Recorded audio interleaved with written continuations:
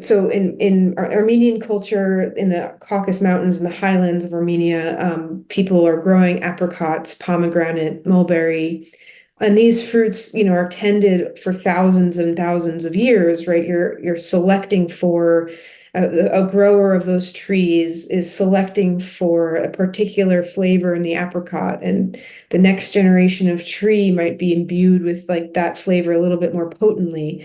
And when you have these relationships that are cultivated for thousands of years, where the human and where that other species stops become extremely blurred, if discernible at all. And the relationship between humans and companion species in cultures that are deeply rooted, they're not symbols, right? The apricot for Armenians is not a symbol of being Armenian, it is Armenian.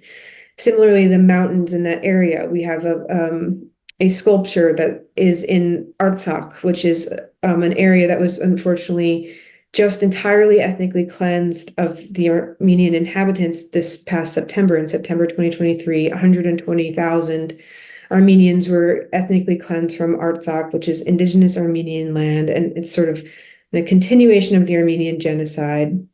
And we have there a sculpture that says, "We are our mountains." The mountains are not a symbol of Armenia. They are Armenia. It's the flesh, right?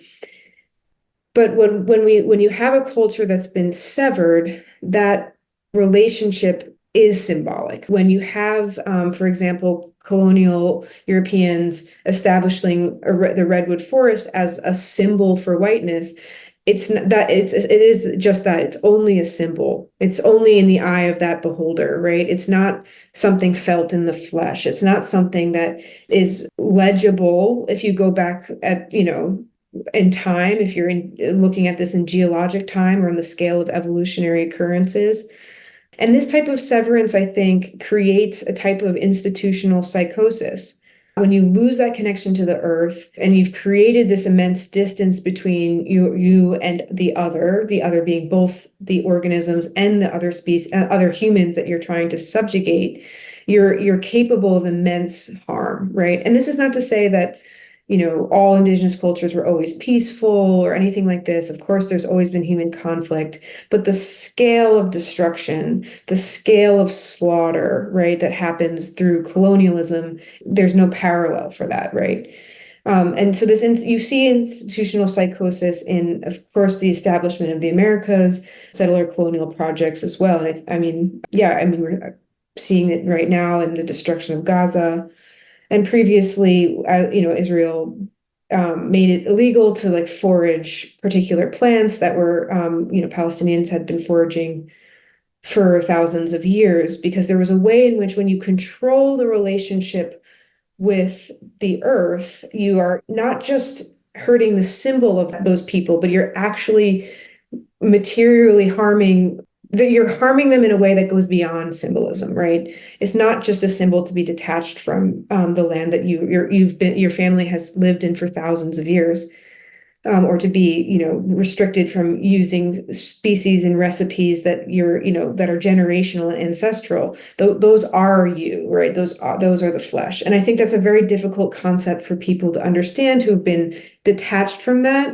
And there's only usually like a more one-dimensional way of like people will recognize the symbol, but they don't necessarily recognize the depth of that relationship.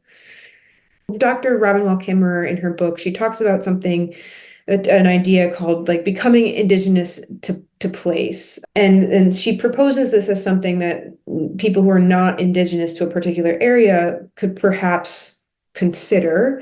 And of course, I mentioned where my family comes from. I don't have indigenous roots in Turtle Island or North America.